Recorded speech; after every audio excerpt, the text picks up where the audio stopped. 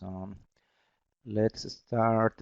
This is around 1 hour 15 to 1 hour 30 minute presentation. This is the third part of the plan of explaining the use of filters, the use of crossovers, and just in order that you can remember, in the first section 2 months ago, we explained single filters, high pass, low pass, the typical filters, Butterworth, Link-Riley, Bessel, and even some strange filters that are the elliptic or the Chebyshev. And we focus in the fact that filters, a part of having some roll-off, they do affect the time, they produce time delay in a special way where the delay tends to be higher in the lowest frequency range and tends to disappear in the higher frequency range. We explain filters not only from frequency response, but also from the point of view of phase and the input response. The first section, I guess that it was around 35 to 50 slides.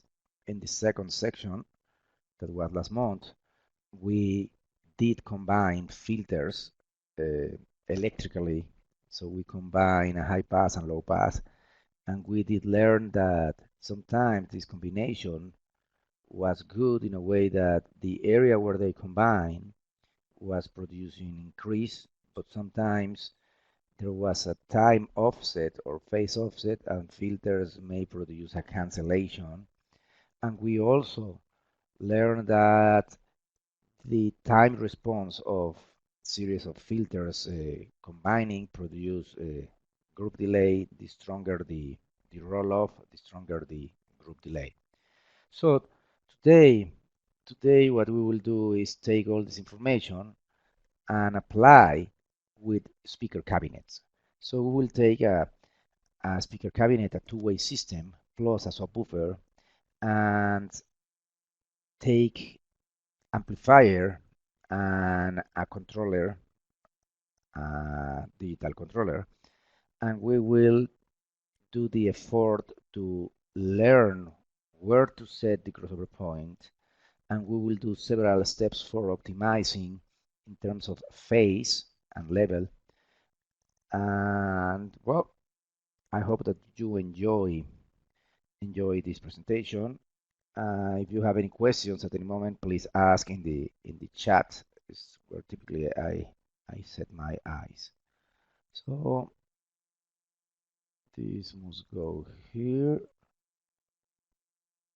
and here. Okay. And I need the marker. Okay. Okay. What we will use for this series of explanations, it's a two-way system. The two-way system that we will use is a minor sound speaker. It's UPA 1P.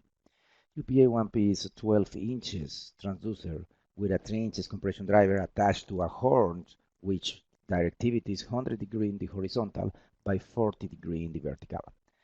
The only thing is that UPA 1P includes the processing and the amplification attached to the cabinet. So the processing and the amplification of UPA is in the position to the left in this image, is where I am marking here. And the other interesting thing is that, as you can see from this image, the relative position of the compression driver compared to the 12 inches woofer makes the compression driver a little bit more to the rear. So this means that when we will do measurements, we will see that the mid-frequency transducer will display as time to arrive earlier to the microphone that we will use to do measurements. In order to make able this explanation, what we did is to remove the amplifier and processor of this UPA. You can see here in this picture, UPA is on top of a subwoofer, and we patch the UPA to an external amplifier and processor. So you can see here where this is this arrow, this is the mic, and here in the back, very far, you can see a rack where we have the amplifiers and the processor. Well, it's not in this picture, but the computer and the analyzer scene was around here when we did these measurements last week. So the processor that we are using is a digital processor, and we took the input number one of this processor. The input number one received the signal from the analyzer, and then the output number 1, 2, and 3 of this processor is the one that we use. Output number 1 for low frequencies, output number 2 for mid frequencies, and output number 3 for high frequencies. The output number 1 was patched to the bottom amplifier and simultaneously in the two inputs. The input number 1 goes to a single 18-inch transducer for the subwoofer cabinet, and the input number 2 goes to the other 18-inch transducer from the subwoofer cabinet. The output number 2 of this processor goes to the first input of the top amplifier that goes to the mid-frequency transducer of the UPA, and the output number 3 of this controller goes to the input number 2 of this amplifier that goes to high frequencies. It's very important to mention that the gains in the processor, in the input and in the output, were 0 dB. So this means that for every single volt that goes into the input, it goes out 1 volt. So unity gain for starting, no high pass, no low pass, no EQ, no polarity reversal, no delay, anything. It's completely flat. The only thing that we have here is latency in this controller. Then the amplifiers were used in this way. The rotary knob that controls the gain, or a lot of people call the volume of the amplifier, were adjusted to the maximum position all the way up. And in the rear of the amplifier, this amplifier is having a switch, so we adjust the switch to a position that reads 26 decibel.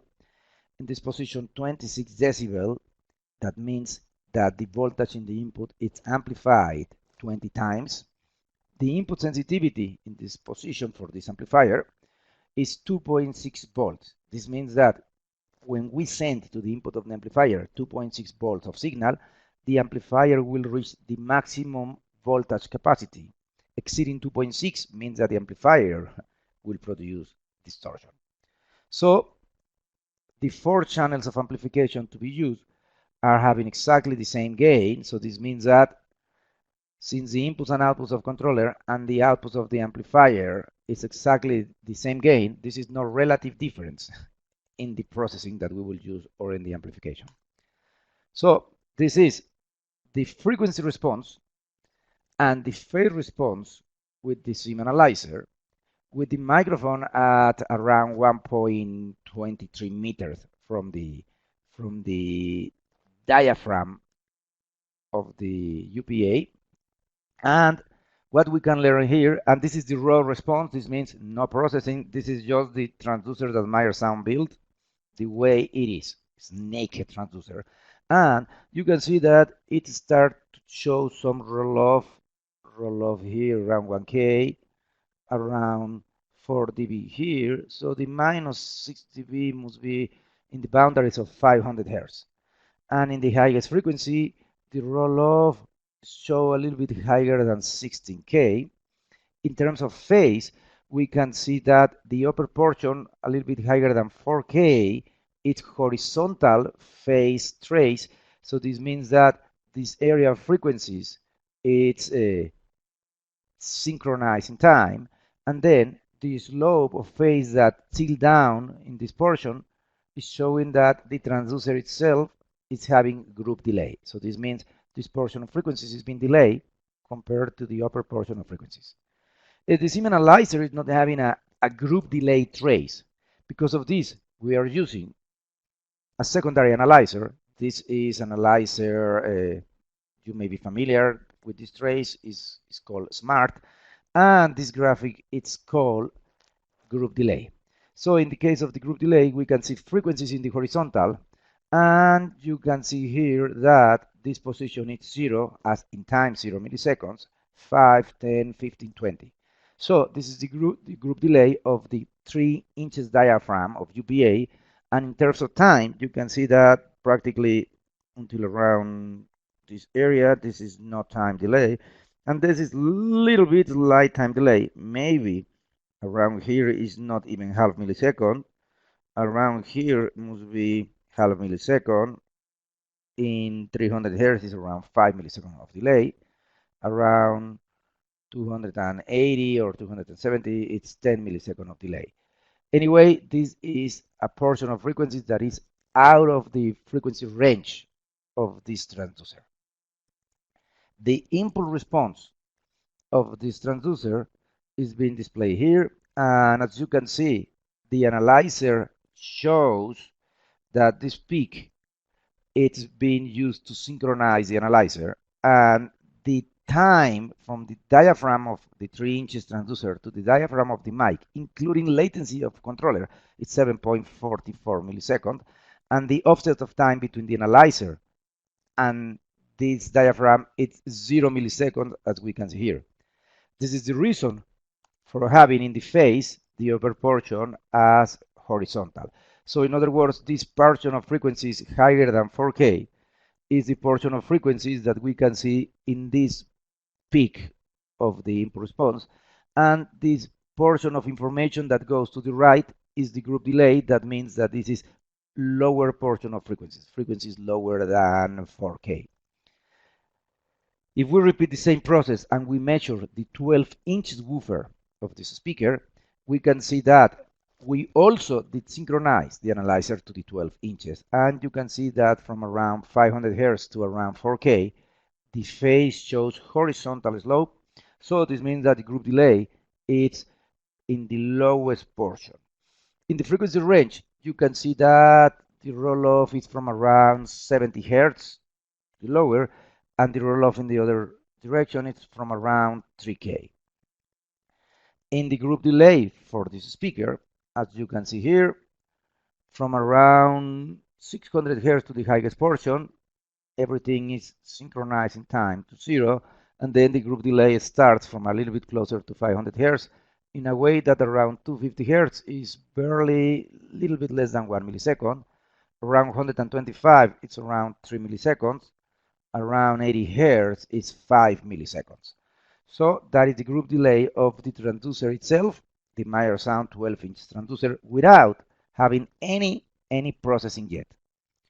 This is the input response, and we can see that the analyzer shows that the peak is in the center of the analyzer, so this is 0 milliseconds of relative difference. Then this is the 18 inches, this is the dual 18 inches woofer, and you can see here without any processing, so from around 125 to around the portion of higher frequencies, this is horizontal, so this means that this area of frequencies is not having the group delay, and the group delay is from around 40 hertz to around 125. In the frequency response, we can see that the roll-off is from around 35 hertz and goes higher in range to around 1.6K. The group delay of this speaker shows in this portion very light delay. Well, for a subwoofer, it's slight, but anyway, in time, this is around 1.5 millisecond of delay. Then it goes back to 0, and then the group delay in a way that around 70 hertz is 5 milliseconds, around 50 hertz is 10 milliseconds, and around 45 hertz is 15 milliseconds. And again, this is the group delay of the transducer itself without amplification. This is not a Meyer sound transducer. Actually, for doing these measurements, I visit the warehouse of a sound company from the city I live that is around half mile from my house. And this sound company is having a Meyer inventory, and they have Milos and 700. It happens that the system was already outside the warehouse because it was used for a production. So they have a custom-made 18 inches cabinet that they have not used for years. So, well, this is what we are using, a generic dual 18 inches cabinet for explain the subwoofer part.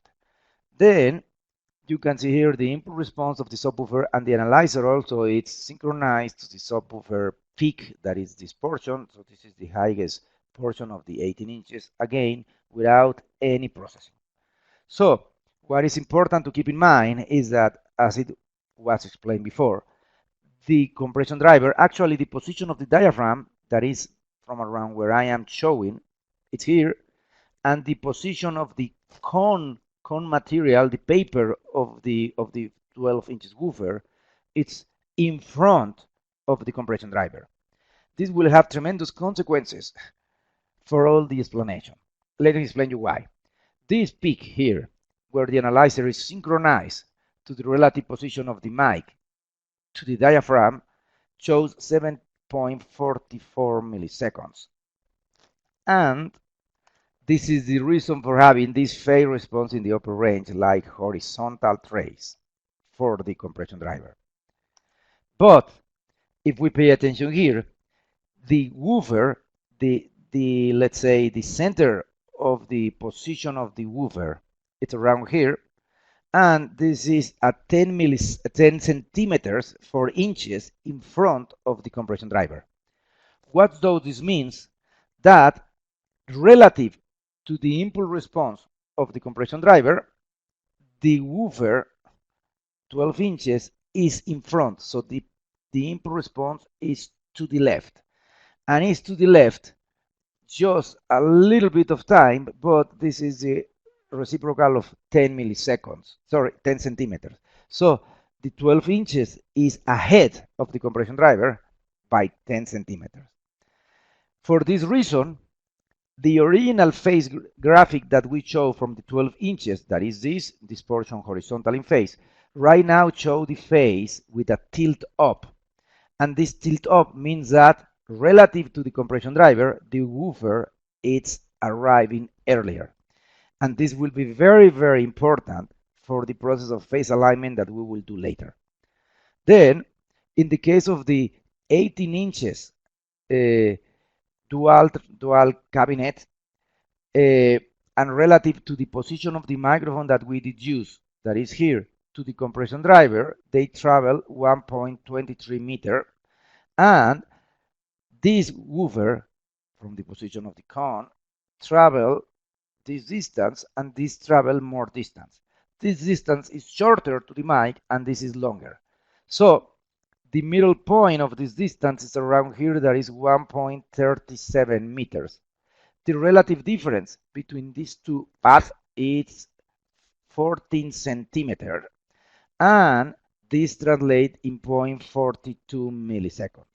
So, since this path is longer, we can see that relative to the time used for the input response of high frequencies, this shows displacement to the right. So, this displacement to the right, it is 0.42 milliseconds. Then, this have to be taken count when we do the phase alignment process.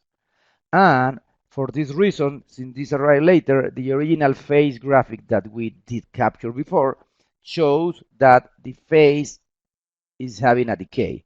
This decay in phase means that the 18 inches arrive later compared to the high frequency transducer. So for summarizing this is the synchronization of the compression driver, 7.44 milliseconds from the generator of the analyzer to the microphone, 0 milliseconds of offset inside the analyzer. Then the 12 inches transducer arrived earlier by 0.29 milliseconds, and the 18 inches transducer arrived later by 0.42 milliseconds.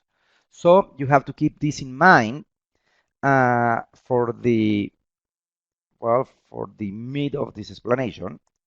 And before we start to do this process of alignment, and to make it more easy for the next series of explanations, I will use equalization in the raw transducer. So normally the equalization is something that can be done at the very end of the process, but I will do before, and you will discover why I am equalizing these transducers earlier, because we will do some comparisons of measurements on axis and off axis, so it will be more easy to do the comparisons if we equalize to make it more flat. So we are using a filter here around 1K to bring down a little bit this excess, a filter around 1.8K to bring up this portion, a filter around 3K to bring down this portion, a filter around 16K to bring up this portion.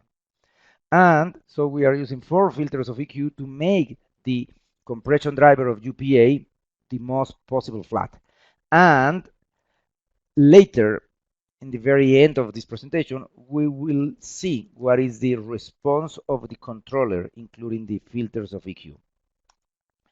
Then, this is the equalization that we are doing in the mid-frequency transducer, the 12 inches. We are bringing up this section of around 250 Hertz, and we are bringing up this portion of around 1.5K. So, and the phase shows that mid-frequency transducer, it's earlier compared to the high-frequency transducer. In the case of the woofer, we are not using any EQ. And well, we may think that we need to equalize 250 Hertz, we need to equalize 500, we need to equalize 1K. But we will not do this because the frequency portion that we will use for this 18-inch cabinet, it's below 100 Hertz. So this means below 100 Hertz, we don't need really equalization here. So this will remain untouched in the EQ section.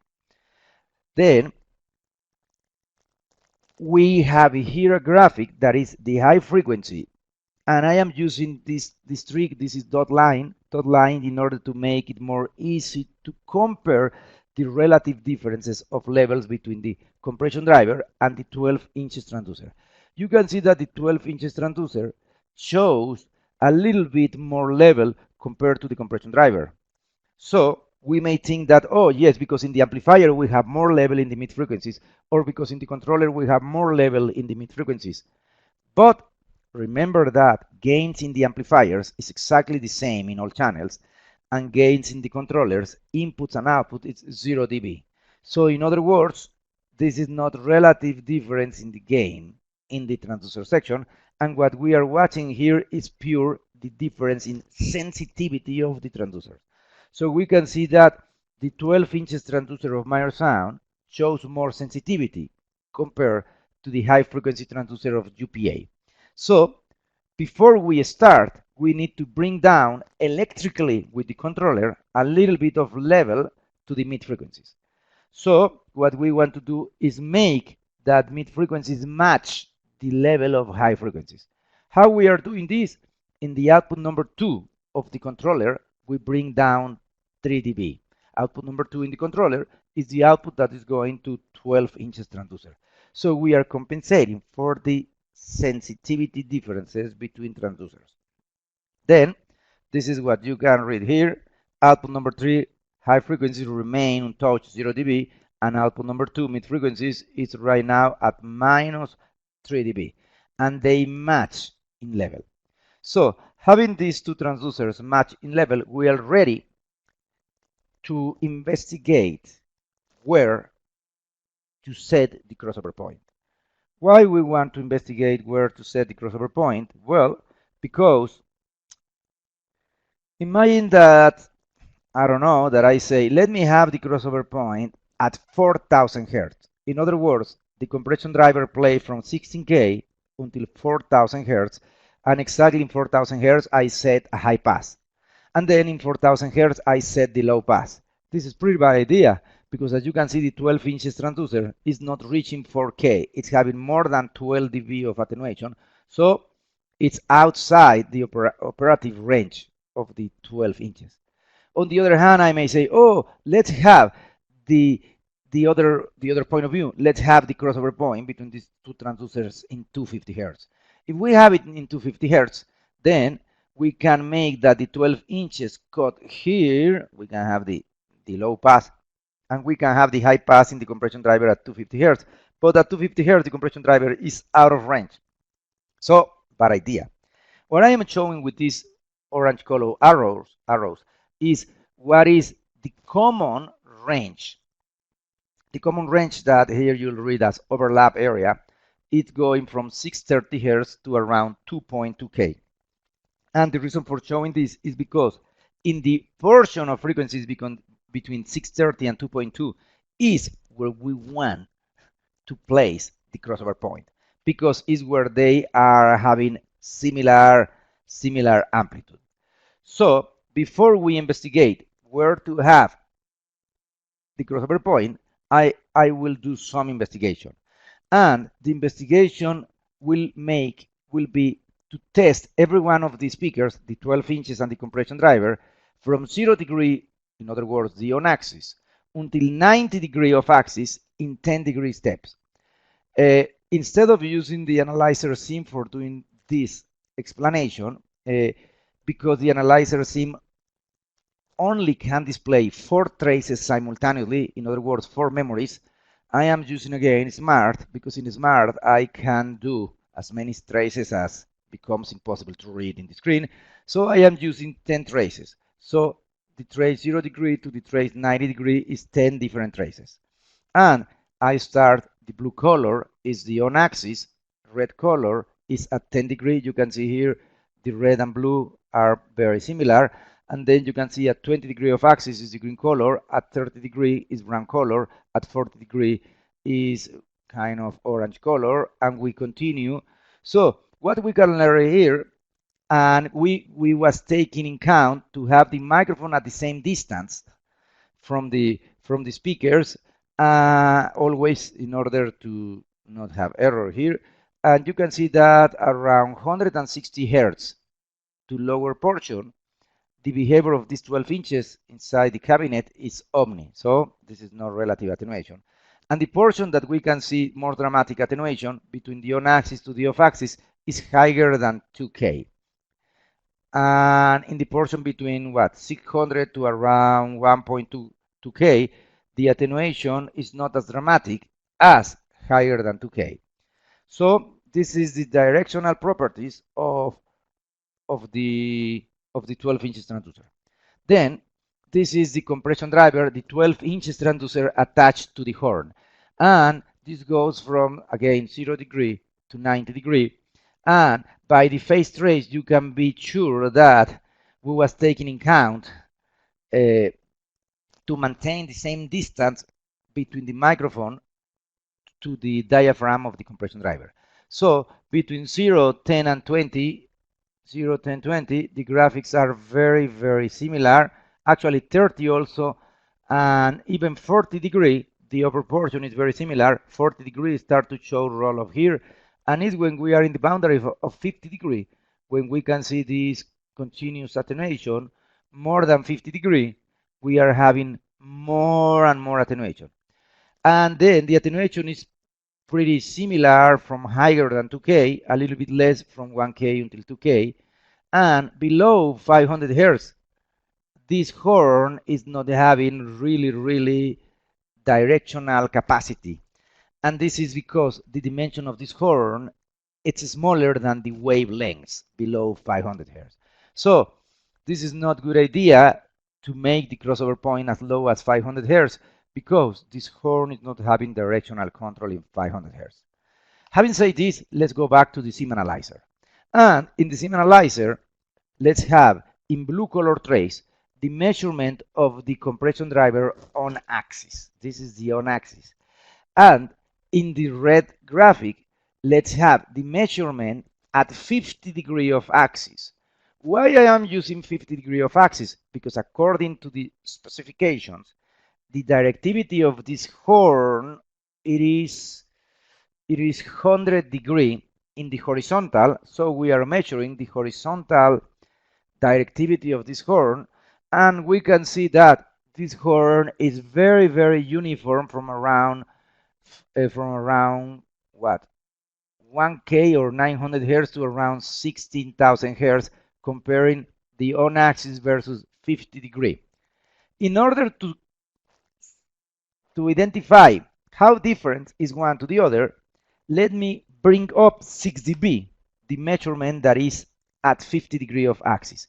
So right now you can see that these two traces match pretty good. So it's around from 600 hertz to around 16K. The behavior of this horn is very similar to the on-axis.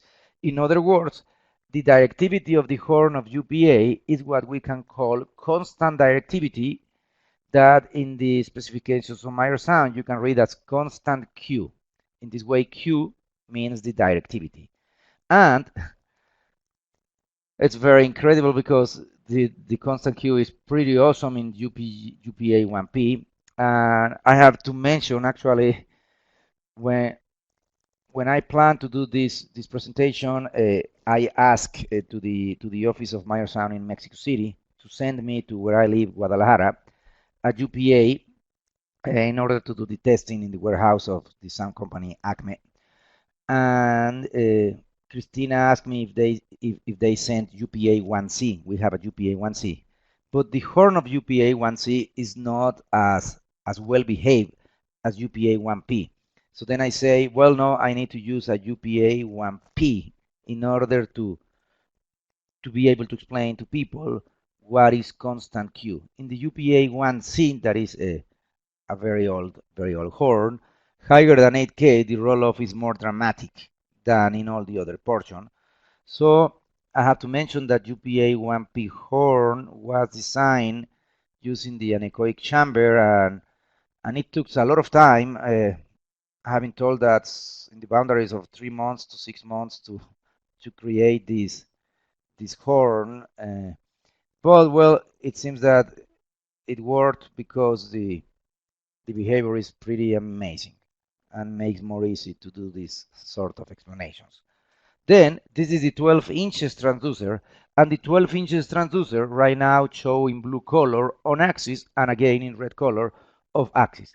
You can see that for the 12 inches transducer below 450 hertz to the lowest frequency it's omni, and higher than 450 is where you can see the attenuation of axis.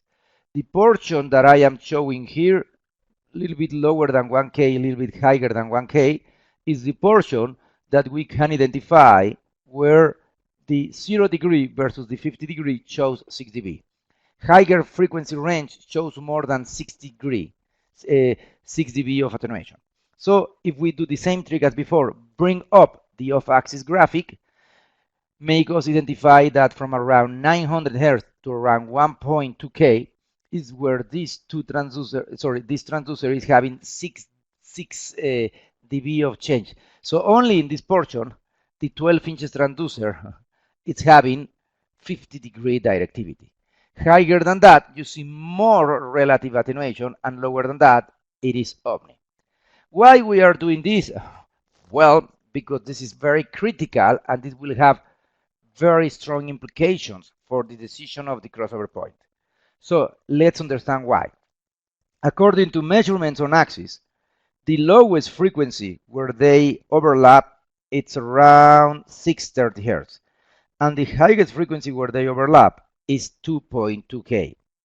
But according to the measurement in the 50 degree of axis, the lowest frequency where they overlap is 900 Hz, and the highest frequency where they overlap is 1.2K. So here in the top graphic we have the on axis, and in the bottom graphic we have the 50 degree of axis. And let's play, in order to understand how this works, let's play a crossover point that will be around 630, and let's play a crossover point that will be around 1 point something, and let's play a crossover point that is around 2.2K. So after doing this, let's measure on axis and off axis. For doing this, we did already phase align the crossover point. The phase align process, step by step, it's coming in the next 5 to 10 minutes. But for this moment, we are just interested in learn how important is the proper decision of the crossover point. So for doing this, We have a high pass at 630 and a low pass at 630, and we did phase align. 630 hertz, it's around here. So this is the crossover point. And in the blue graphic, we have the on-axis measurement, and in the red color, we have the off-axis measurement at 50 degrees. So if we bring up 6 dB the off-axis, you can see that being off-axis match pretty amazing from 630 hertz to around 16K. In other words, the people that is on axis of this speaker after this crossover decision versus the people that is off axis 10 degree, 20 degree, 30 degree, 40 degree until 50 degree in each direction will have very similar response. So this means that this is not a situation where some people may say, oh, it's a lot of mid frequencies, or it's a lack of mid frequencies, or any other portion. It's exactly the same from 630 hertz to 16K. So in other words, we can say choosing 630 hertz is not a bad idea in terms of maintaining the spectral response between the on-axis and off-axis. Let's change the crossover point and readjust the phase alignment to the crossover point of 1.2K. 1.2K, it is here. So what we did is set a high pass and a low pass in 1.2K and readjust the phase alignment between this new crossover point. So this is the on-axis measurement, blue color, and this is the off-axis measurement, the red color, and let's offset 6 dB up the 50 degree of axis. What we can learn is that again, it's very similar response, in this case from 630 Hz to around 1K. So this means that if we select 1.2K crossover point, it still works. Here is only an area where we have a little bit more than 6 dB of attenuation compared to all the other. Still, we can say that it's very similar even when we can see this detail here. What happens if we select 2,200 Hertz crossover point? So in other words, 2.2, it's around here. So this is the high pass and this is the low pass. And we repeat the phase align process for this frequency. So the on-axis seems to be okay, but the off-axis shows this very strange gap here. Let's bring 6 dB up this graphic and we can learn something. This gap, this gap is because we are playing this portion of frequencies not by the compression driver with a constant Q horn. We are playing this portion of frequencies by the 12 inches woofer, and in the 12 inches woofer this portion of frequency was having more than 6 dB of attenuation at 50 degree. So imagine that instead of being 12 inches, this transducer to be 15 inches. 15 inches transducer will have this gap even in a lower portion to around 1.2, and so having this very high crossover point is a bad decision. Anyway, when we don't know this, and it's very common, I have seen so many people when they are taking decisions, trying to make the crossover point between mid frequencies and high frequencies as high as possible in order to protect the compression driver. The disadvantage is that people that is not on axis will listen very different to the people that is on axis. So in other words, maybe the mixer guy is on axis, listen everything good, but some people that is not on axis will listen in a way that they say, hey, the vocal range is not so clear. I don't understand exactly all these sentences. I don't understand all the instruments.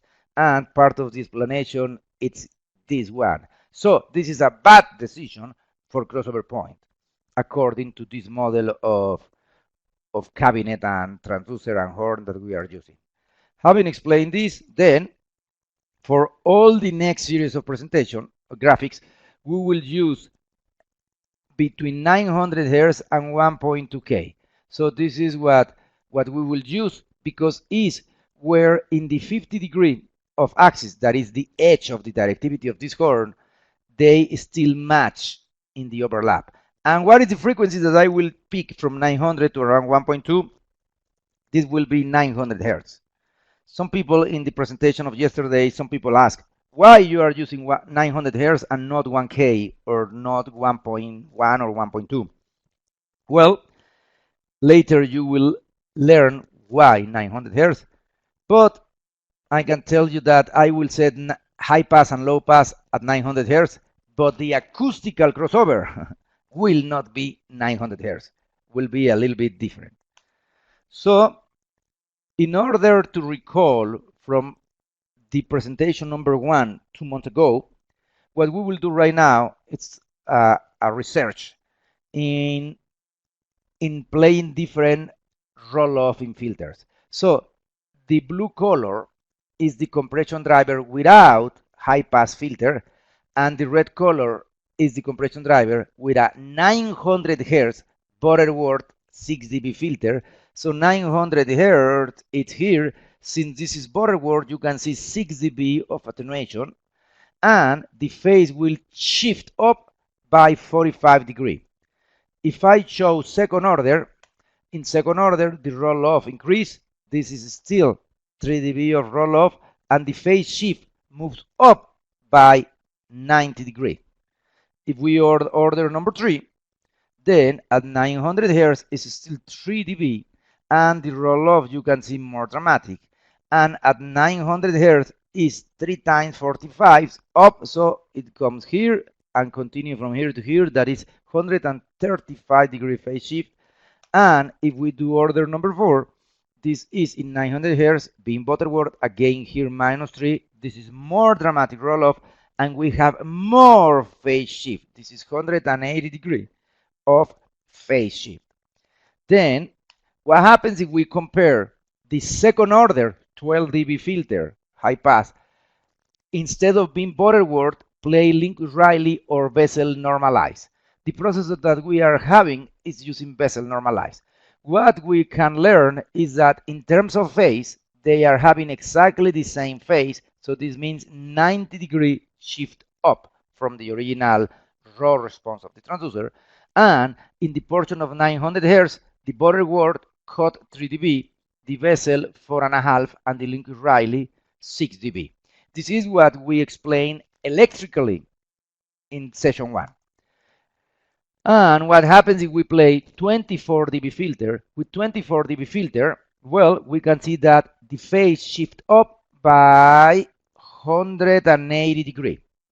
And in terms of amplitude response, in 900 Hz, the Butterworth cut 3, the Lincoln-Riley cut 6, and the Bessel normalized cut 7.5.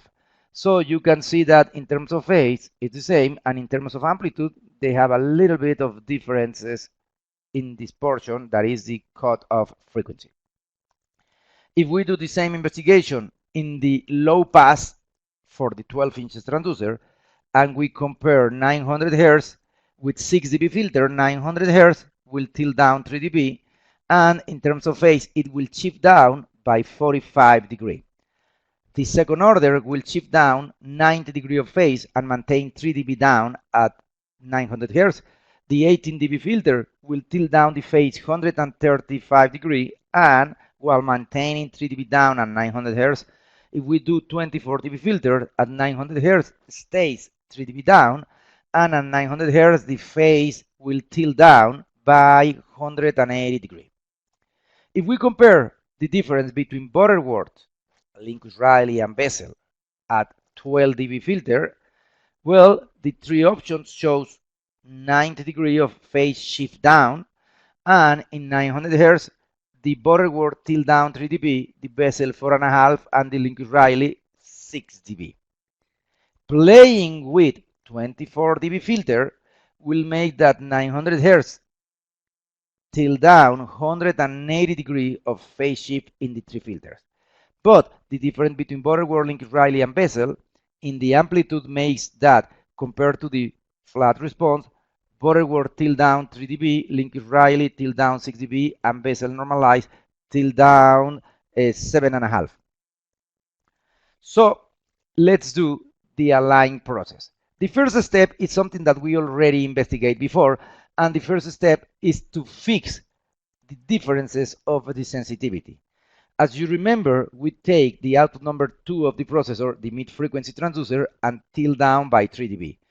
And it's very important to understand that during the process of aligning the cabinet, the first one, well, apart from identify where to set the crossover point, then the next step is to compensate gain.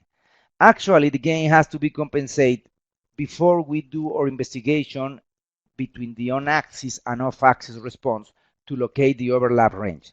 So the second step, it is to locate what is called the overlap area, this overlap area, or what is the crossover area or crossover range.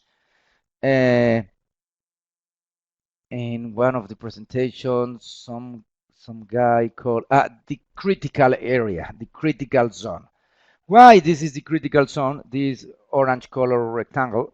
Because this is the portion of frequencies where if we are doing good, we will have summation, but if we are doing bad, we will have cancel. So that is the reason of our critical area. How wide is the critical area? Well, the critical area is where the relative level of the speakers goes from identical level, 0 dB difference, to where the relative difference is around 12 dB. So this is the area that we want to adjust.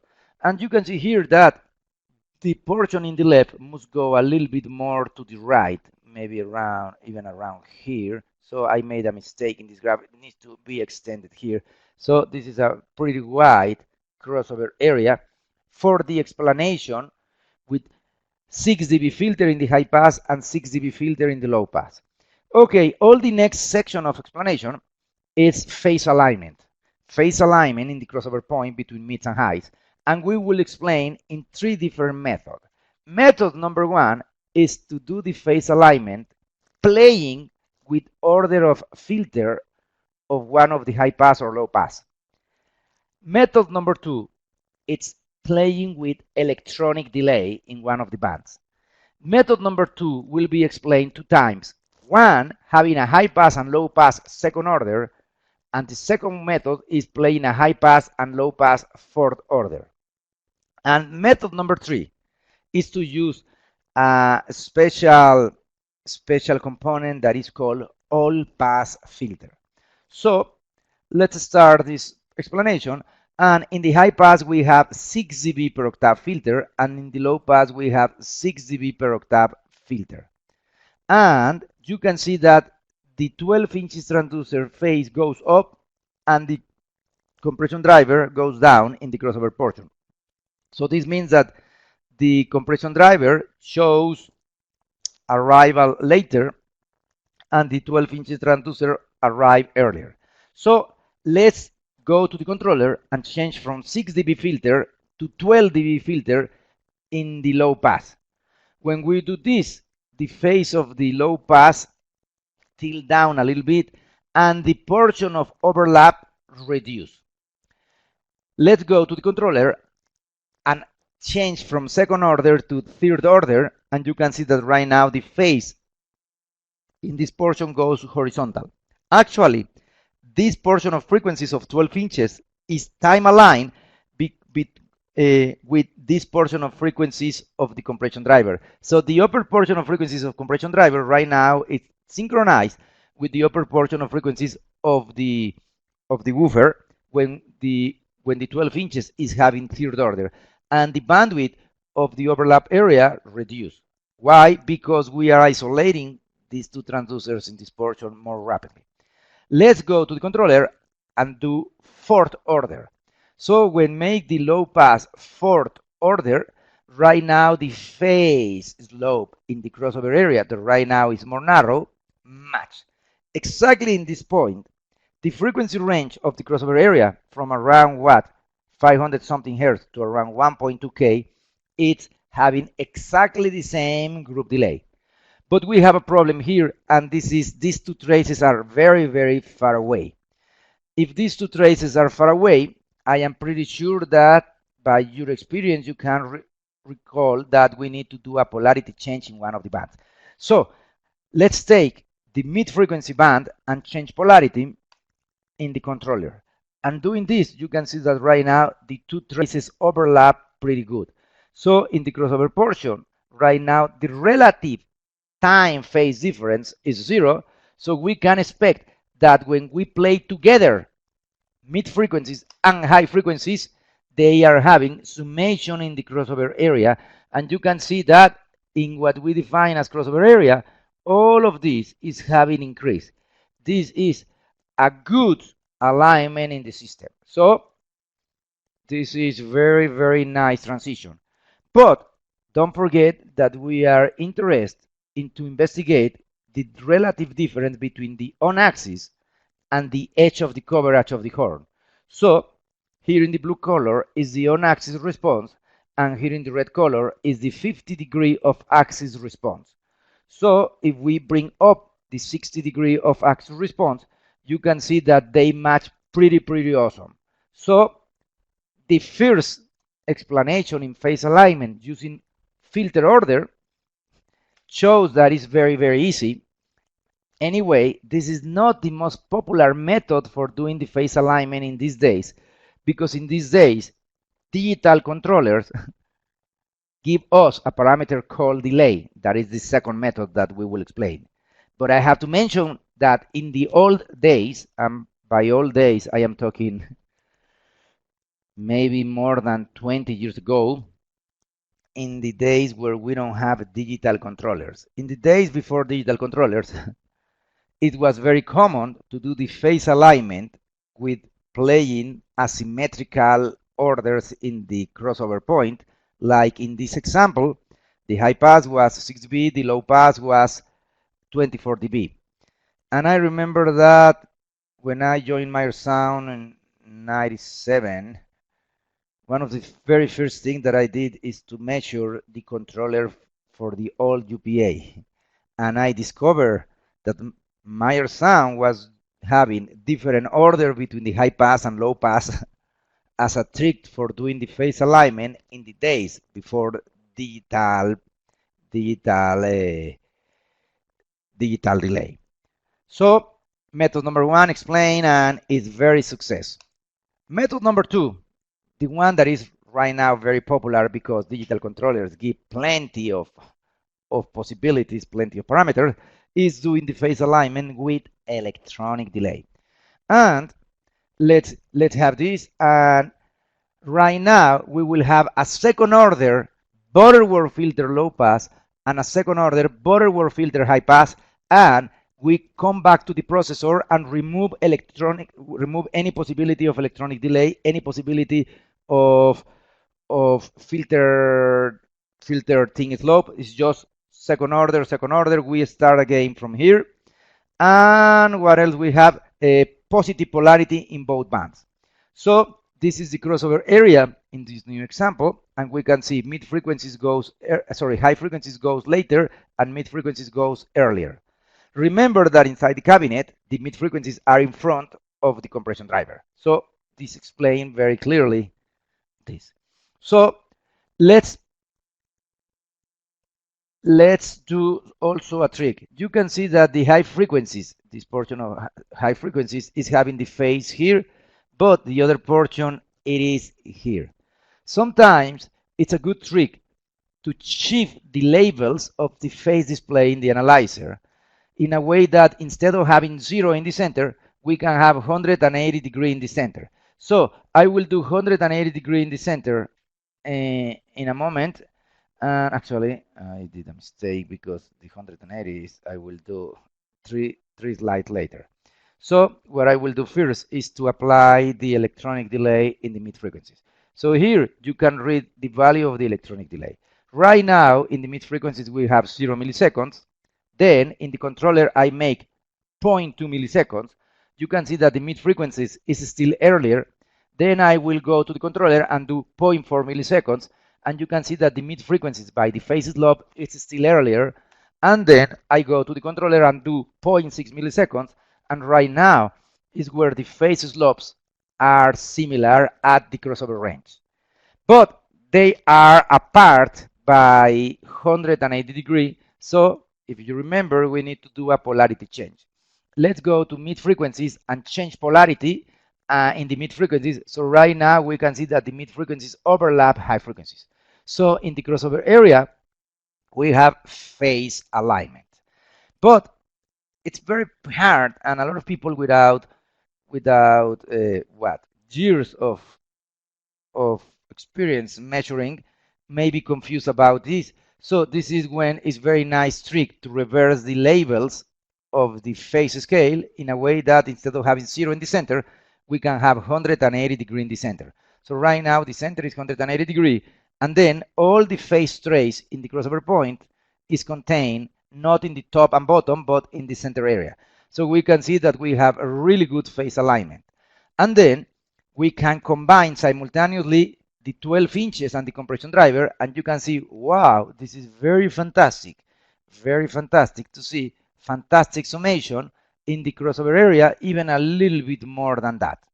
So what is the combination of parameters right now? Well, the high pass filter for the 12 inches transducer is second order.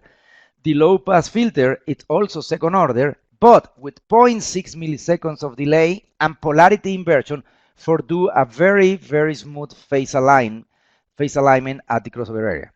But something that make me feel uncomfortable, I don't know if you feel uncomfortable, is that in the portion of around 1.1, a little bit left and right, it's more than 0. It exceeds 0.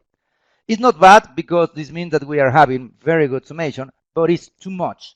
So this means that we need to go into the controller and apply equalization to make this area more flat. But let's do a trick.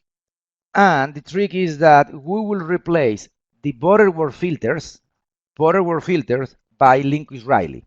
So in this new graphic, blue color, it's having this adjustment with Butterworth filters, and red color using Linkus-Riley. You can see that using Linkus-Riley right now makes this portion lower than 0, but this portion is in 0.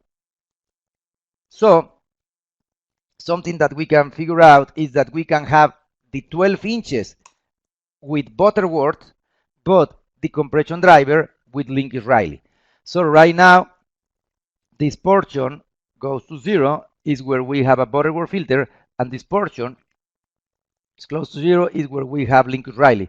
So without playing electronic EQ additional equalization, the system is the most flat possible, having in the low pass Butterworth, but having in the high pass Linkus-Riley.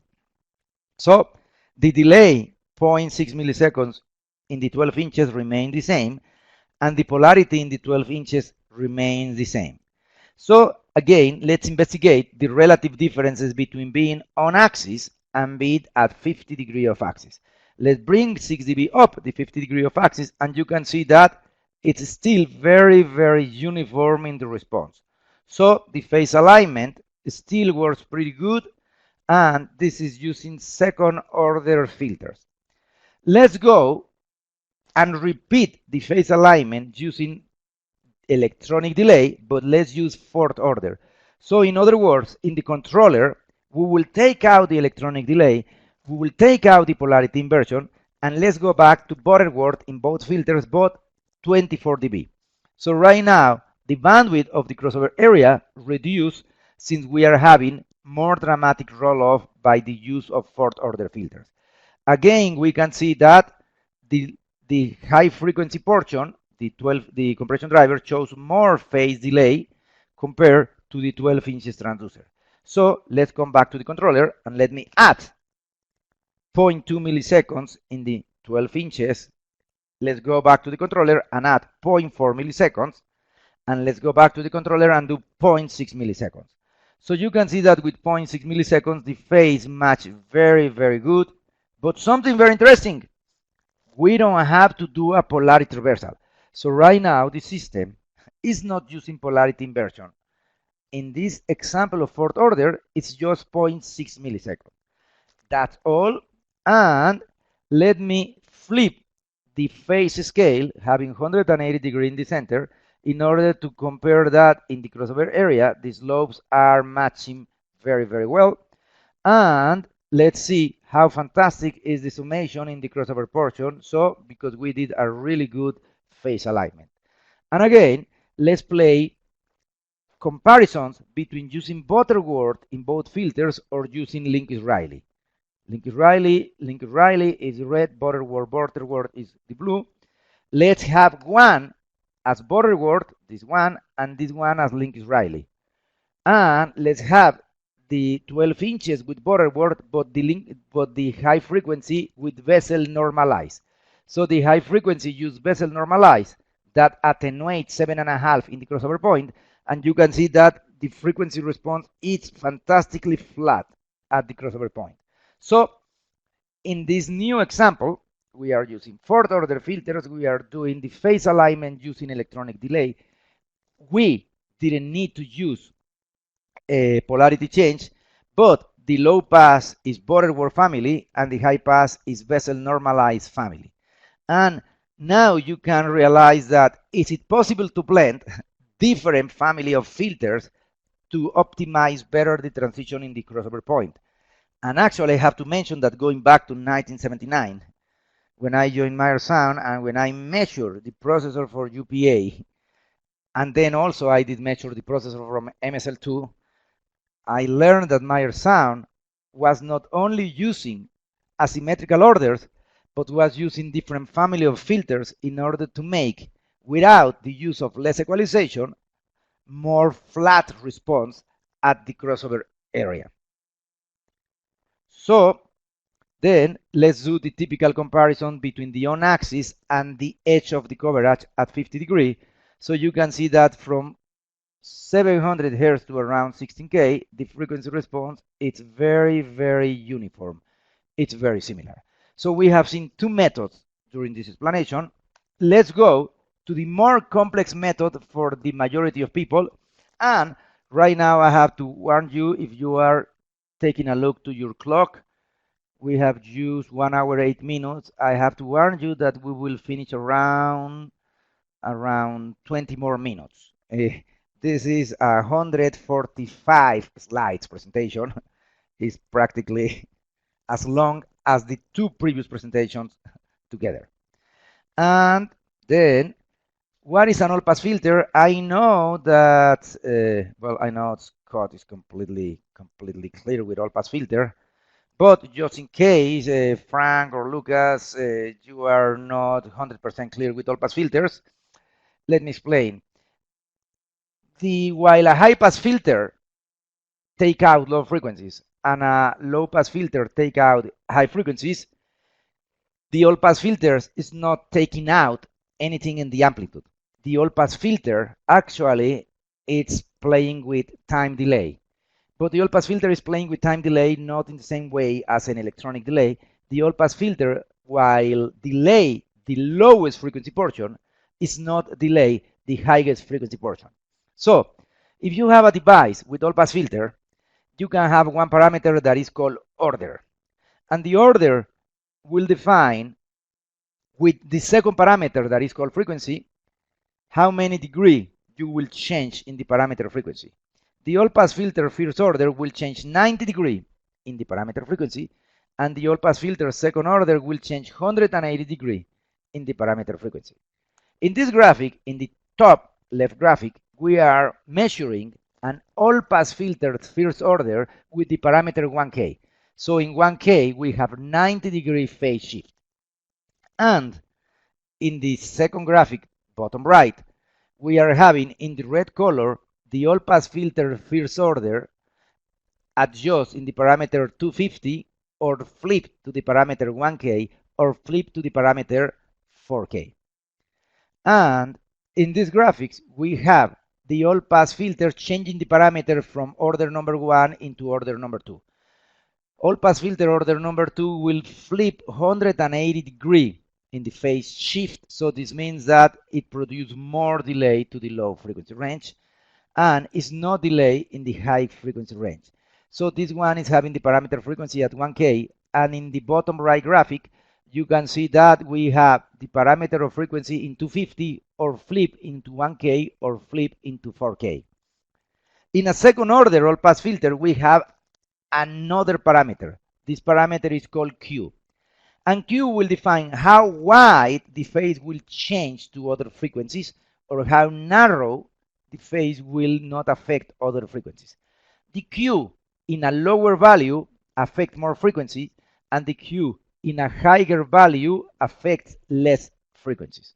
So having said this, let's go back, remove the delay in the controller, remove any other thing, and just go back to Butterworth second order and Lincoln-Riley second order.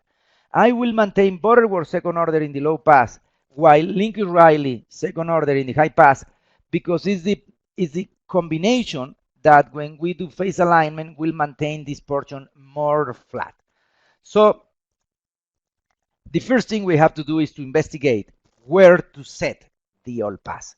So the first thing that you must know, the all pass must go to the transducer that shows earlier arrival. So the all pass will go to the mid-frequency transducer. And now what I am doing is the typical trick as before, shifting the phase scale to 180 degree here. And you can see here, this is the phase of the mids and this is the phase of the highs. So something that I have to do is this. Here in this portion around 1.8K, we have 180 degree phase. So I can set the all pass filter here and this will go back here. But the only problem is that it will shift this portion and this will be apart from here. So it's not a good idea to set the all pass here. Then something that I will do is change the polarity of the midband. Let me show you again. This is where with the phase scale at 0 here, the low band here is in the bottom. But if I change the polarity of mid frequencies, you can see that the low band right now is in the center. And here I can identify very easily. I need to use the all pass filter around 700 Hertz, because in 700 Hertz the relative phase is 180 degree. So if I play the second order all pass in 700, this will go down, and it's just a matter of adjust the Q to make it matching the other one. So the only problem is this: the controller that we are using right now is not giving us all pass filters. So how the hell can I play with an all pass filter here? Well, the output number 1, 2, and 3 from the controller that we are using, it's going into input A, B, and C of a Meyer sound controller, the Meyer sound controller Galileo. And then the input A goes into the output 1 that goes into the amplifier for low frequencies. The output 2 of the BSS goes to the input B of Meyer sound Galileo that goes to the 12 inches transducer amplifier, and the output number 3 of the processor we are using goes into the input C of Meyer sound Galileo that goes in the output 3 to the amplifier of the compression driver. So right now the all pass section is coming from Meyer sound Galileo, and this is the graphic from the Meyer sound controller compass that communicate to Galileo, showing us that we are having a 700 Hertz all pass filter with a Q of value 1. Then you can see right now the phase is going similar to the phase of the compression driver, and I can see that I have slight differences here and here. So I will change the Q. I will make the Q a little bit wider, so this means that instead of 1, right now it's 0.7, and then you can see that the phase matches better. Let me show you simultaneously the 12 inches before the all pass and the 12 inches with all pass Q1 or Q0.7, and the blue graphic is the compression driver, so you can compare. And let me flip the phase scale in order to have a more easy visual comparison of this. So doing the phase alignment with all pass shows very fantastic summation in the portion of crossover. And again, if we do the comparison between the on-axis versus the edge of the coverage at 50 degree and offset 6 dB of this, you can see that from 700 Hz to 16K, it's very uniform response in the coverage of this speaker cabinet doing this new method of phase alignment. So let's use the last example for phase alignment. And the last example for phase alignment is reset the controller, go back to no all pass, no delay, no polarity, but we will have Butterworth order number 4 in the low pass and bezel normalize order number 4 in the high pass. I am maintaining Butterworth here and bezel normalize here because if you remember, this combination will make the crossover area going very, very flat after doing the phase alignment. So again, we identify that the compression driver shows more delay compared to the 12-inch transducer. So the first thing to investigate is where to set the all pass.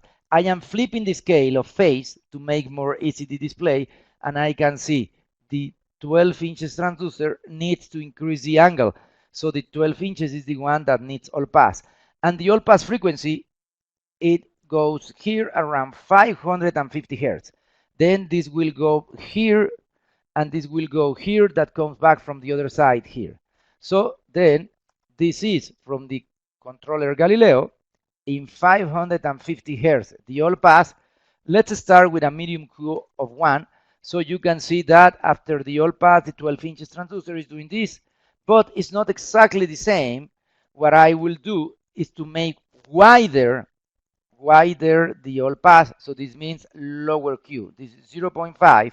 And after doing this, you can see fantastic matching in the crossover filter with the all pass.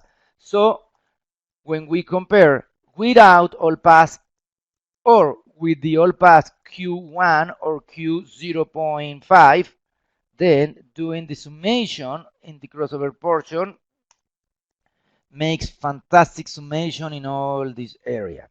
So, and again, comparing the on axis versus the 50 degree off axis, we can see tremendous consistency from 550 Hz to around 16K. So right now you have seen how filters, when combined with the speakers, can be used to get very, very uniform response from the on axis to the off axis. Of course, that is important that we do investigation in the directional properties of the mid-frequency transducer and the high-frequency transducer.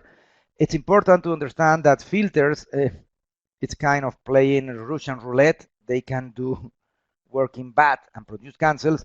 But if we understand the mechanics of filters, and then we can do right, of course that we can do the phase alignment, playing with order, playing with electronic delay, or playing with all pass. Or we can do this playing with the three simultaneously.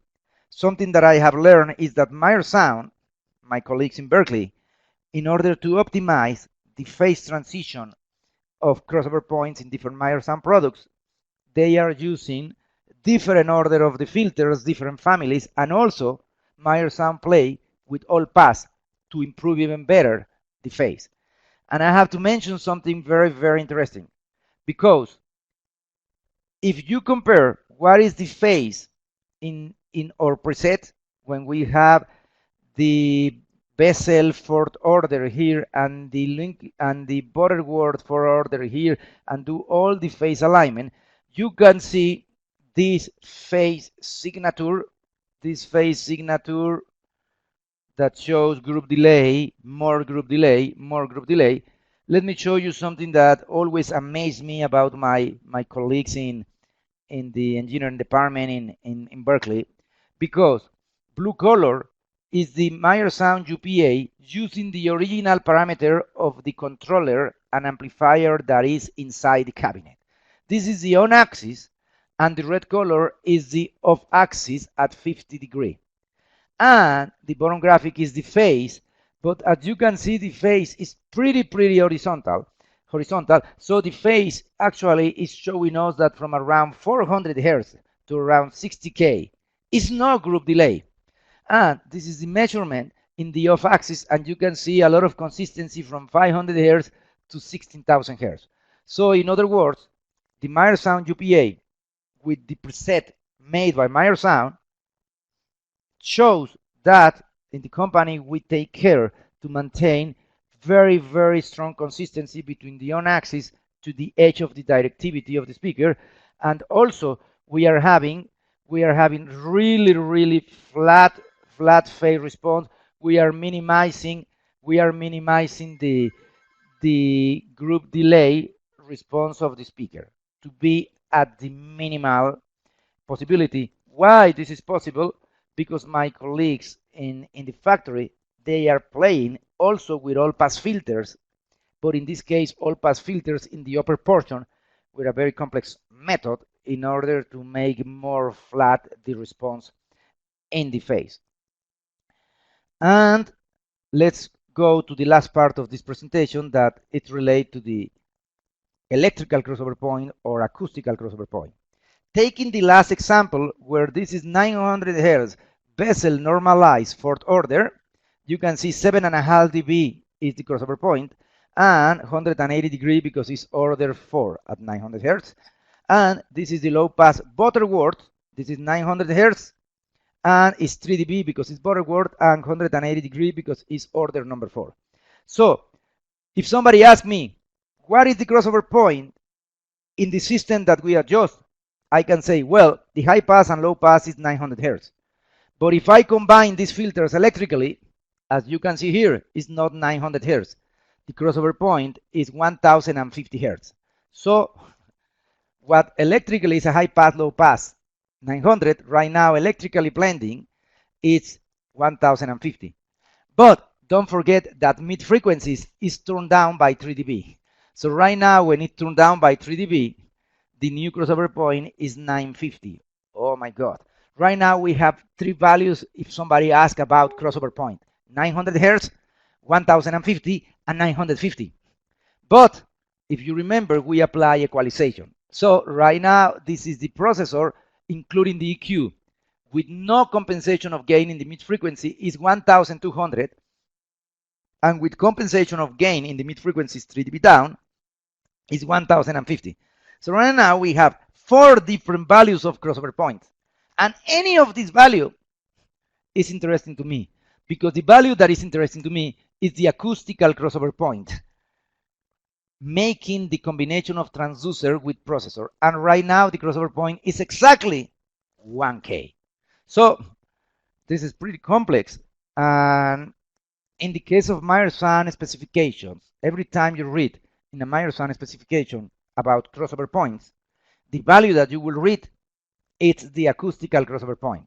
So you will not read in the specification what is the electrical high pass or the electrical low pass, or what is the electrical combination of high pass, low pass with or without a Q, and it will not mention if this is Butterworth, Riley, elliptic, bezel. It's just the acoustical crossover point, the one that we are interested.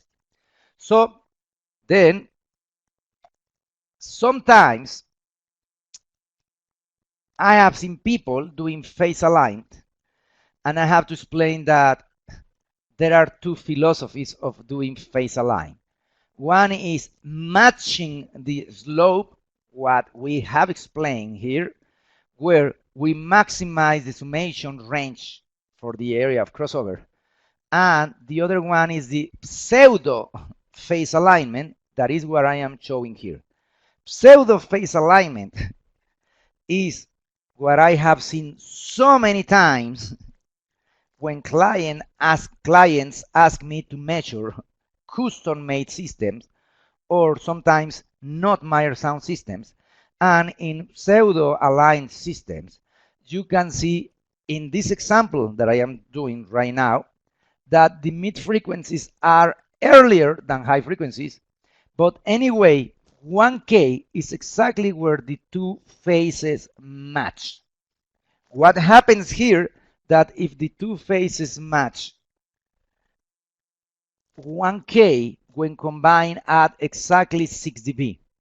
But the bandwidth of the summation is not as good as before, because higher than 1K we have mismatch of phase, and lower than 1K we have mixed match of phase. So you can see here a graphic that looks like a letter X. Letter X, that means that this is not phase alignment. The more mismatch that we can have, the X becomes more narrow, more vertical, and we can have less summation to the sides. So let's compare what happens when we have a phase matching, it's the blue graphic, and when we have pseudo phase aligned, that is phase mismatch, we are not having good summation in the upper portion or lower portion of crossover point.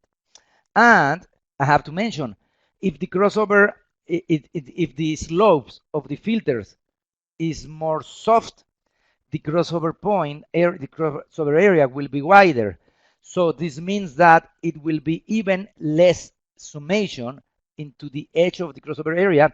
And this can be even a situation, I have test situation, where this area can go a full cancel here or a full cancel here. For this reason, I recommend you that if you do phase alignment, you have to copy, you have to match the phase slopes in the crossover area. So let's add the subwoofer. And in order to add the subwoofer, I will set very simple here a second order Butterworth high pass in 100 Hertz. So it's the red trace after the high pass that produce more phase shift. And then I will apply some EQ in this portion to make more flat the UPA. So the EQ is 8 dB, 0.6 octaves at 100 Hertz. With this, we are ready to play with the dual 18 inches cabinet, that is this. So let's play a low pass filter. I will play the low pass filter in 100 Hertz, but to make more complex, instead of using Butterworth second order, as we did in the 12 inches high pass, let's do Butterworth fourth order. So let's make more complex. And this is with the Butterworth fourth order, 100 Hertz turned down 3 dB, and the phase shift here is 180 degrees. So if we combine, you can see here that the 12 inches and the subwoofer blend here.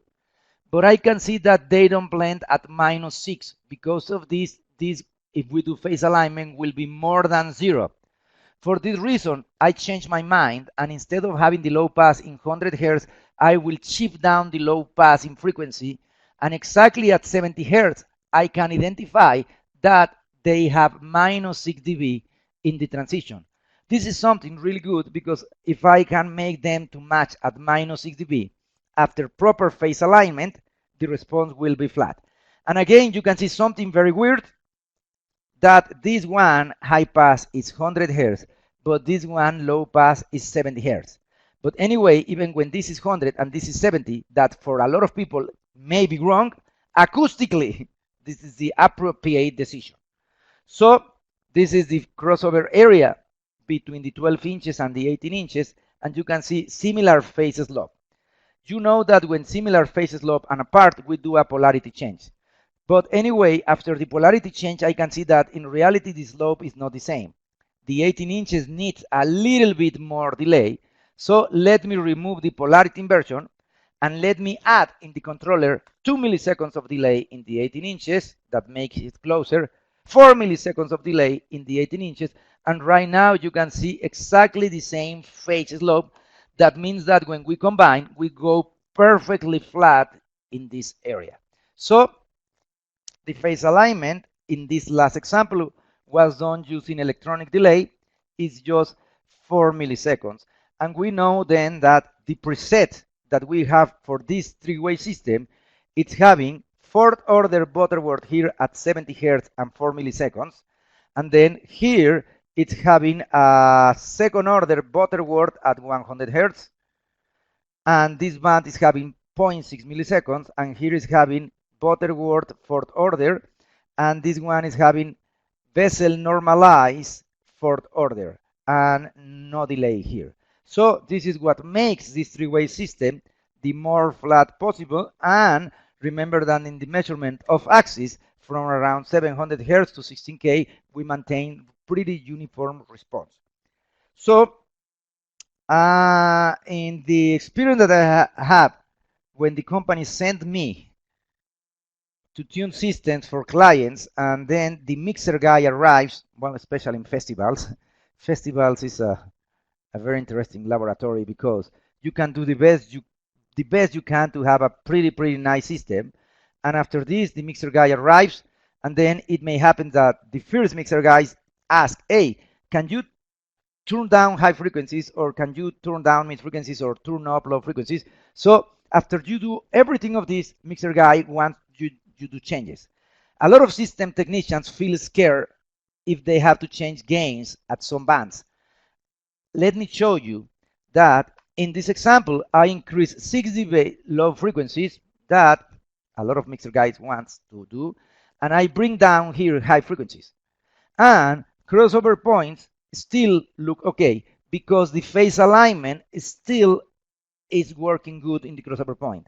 If I go back to the previous graphic, when the three bands are exactly at 0, as soon as I change gains, the crossover areas shift up a little bit. Or I can do the opposite. I remember that one time in my life, the mixer guy asked to reduce low frequencies. So in this new example, the low frequencies are 6 dB less than mids, and the highs are 6 dB more. So this is maybe a mixer guy that came from another planet. Most of the mixer guys prefer the opposite, more lows. But I am doing here the opposite, and you can see that the crossover areas shift down. But anyway, it's no problem, because even in this crossover area, we still are phase aligned. And this is one of the advantages of doing phase align, matching the phase in all the crossover area, because it will give you freedom, it will give you flexibility to play with a range of typically plus minus 6 dB in every band to make happy mixer guys. And if they are happy, they will surely look for you in the future for tune system, and they will be happy with these speakers that you have in your sound company. So this is the final response then that we get, flat frequency response. This is the phase that shows group delay. And remember, the SIM analyzer cannot show group delay. So right now, I will show group delay from the Analyzer Smart. And you can see here, these vertical lines in Smart, I match the aspect ratio in order to be exactly at the same frequencies as the SIM. And you can see 0 milliseconds in the bottom, 5 milliseconds in the top, and you can learn how the group delay occurs in the configuration that I did. Let me increase the time range. Right now I have 10 milliseconds in the top, so you can see that in 125 we have 5 milliseconds of group delay. Let me have more time delay in the graphic of group delay, so you can see that around 30 Hertz we have 40 milliseconds of group delay. So in terms of frequency response, pretty flat. In terms of group delay, well, the bad news is that the lower portion it's been delayed. And you have remembered that the total group delay is the summation of the group delay of the transducer itself plus the group delay of the filter's decision that you have. The higher the order, the higher the group delay. And also, you can see here the consequences of have electronic delay or all pass for phase alignment. Okay, so good news for, and this is the input response of the system, and the good news that we finally finished. So we did 1 hour 35 minutes. If you have questions, we can have 5 minutes of questions, because in 25 minutes we need to start another webinar that will be in Spanish language. So Frank, Lucas, and Scott, if you have any questions, this is welcome. If you don't have questions, then I will pass the microphone to my colleague Gavin. Thank you, Magoo. Yeah, we have a few minutes if you if you have any questions. If anything comes to mind following the presentation, the email addresses from Magoo and myself are again down in the lower left-hand corner there. So we thank you for joining us. As Magoo mentions, we have another webinar coming up very quickly, so we'll give you a couple minutes here if you need some time to type. But otherwise, we'll go ahead and close this out. And thank you for joining us. Again, please keep in touch. We have a bunch of in-person seminars coming up, more in depth. Magoo will be in Nashville next week, Nashville, Tennessee in the US, and then in Berkeley the following week after that, the 20th to the 24th, and then returns to Europe for a bunch of seminars coming up in the fall. So there is a monthly newsletter that we send out, and hopefully you are signed up for that. If not, well, actually, if you registered for this webinar, you will be receiving the monthly newsletter, and that will give you updates on upcoming seminars and webinars and other activities in education. So thanks again for joining us, and we will see you soon. Thanks, and bye bye.